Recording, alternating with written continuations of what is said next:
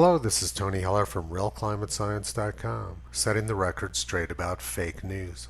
In this video, I'm going to discuss 150 years of settled science at The Guardian. The Guardian prides themselves in being a very progressive newspaper, which means that they simply make most of their stories up. Entire encyclopedias could be written of Guardian fake news, but I'm just going to discuss a few of the highlights in this video. The Guardian, London, 13th of August, 1868. The time for great discoveries is past. No student of nature goes out now expecting to find a new world or looks in the heavens for any new theory of the solar system. The work of the naturalist in our day is to explore worlds the existence of which is already known.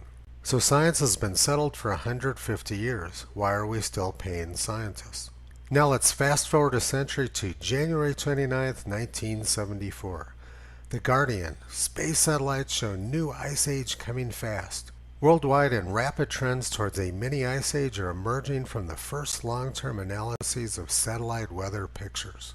Hopefully everyone's stocked up on warm clothing with that new ice age coming fast. But we didn't freeze to death, and 14 years later the Guardian said that only global communism could save us from burning up from global warming. Governments must yield national sovereignty to multilateral authorities able to enforce laws across environmentally invisible frontiers if the greenhouse effect, which threatens the future of whole nations, is to be overcome. And look what that evil greenhouse effect was going to do: raise sea levels between 1 and 4 meters by the year 2030.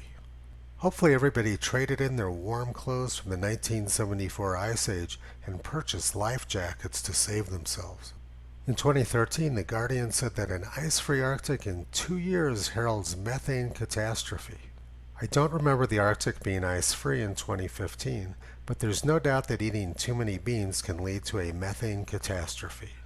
Well, the 2015 ice-free Arctic didn't work out, so The Guardian pushed it back a year to the year 2016 and blamed it on the U.S. Navy.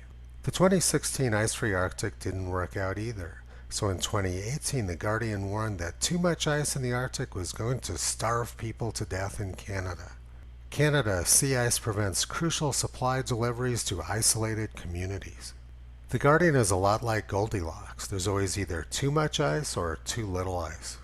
And then there's Greenland, of course. The Guardian said in 2010 that the Greenland ice sheet faces tipping point in 10 years with a 23-foot rise in sea level. So you better evacuate if you're near the coast, because sea level is going to rise 23 feet by the end of the year.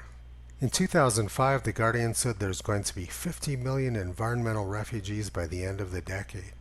But what The Guardian didn't count on was that they were all going to be locked down and have masks on their faces.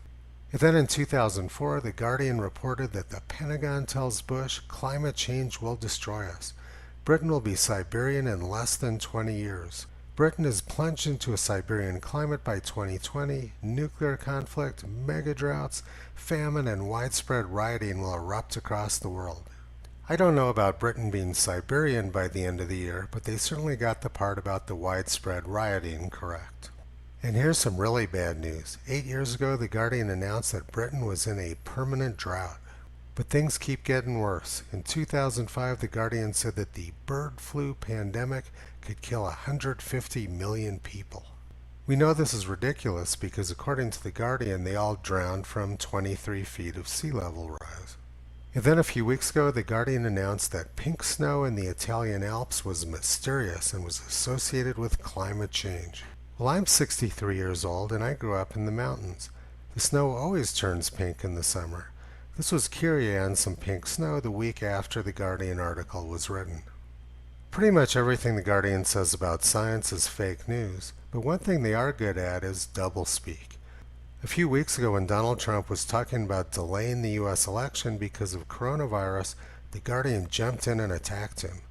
The Guardian view on delaying elections: it's what autocrats do. Orange man bad. What a horrible idea, delaying the election because of coronavirus.